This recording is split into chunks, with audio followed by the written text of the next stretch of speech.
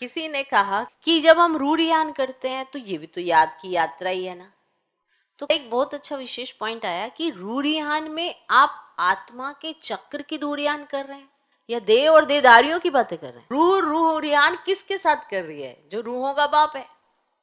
तो उसके साथ जो आपकी रूढ़ियान हो रही है वो रूह पे हो रही है या देह और देहधारियों पे हो रही है? तो उसके आधार पर वो याद की यात्रा कहलाई जाएगी ना।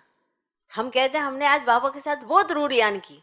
क्या बाबा देखो मेरी मशीन खराब हो गई, ये रूढ़ियान नहीं है, ये कहानी सुना रहे हैं।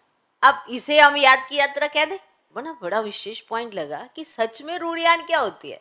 जब हम याद में बैठते हैं तो हम बाबा से कहते हैं कि बाबा मैं क्या थी आत्मा और आपने मुझे अडॉप्ट कर लिया, क्या से क्या बना दिया। अब यहाँ ये क्या हो रही है? रूढ़ियान हो रही है। जैसे बाबा भी मुरलियों में कई बार कहते हैं कि आप कितने प्यारे, ये क्या है? रूढ़ियान है विद याद। अब अब बाकी जो सारे दिन में हम रूढ़ियान करते हैं वो तो कहानियां सुनाते हैं। बाबा बड़ी सारी कहानियां सुनते हैं हमारे। तो कईयों का प्रश्न होता है याद करना और रूढ़ियान करना क्या बराबर है?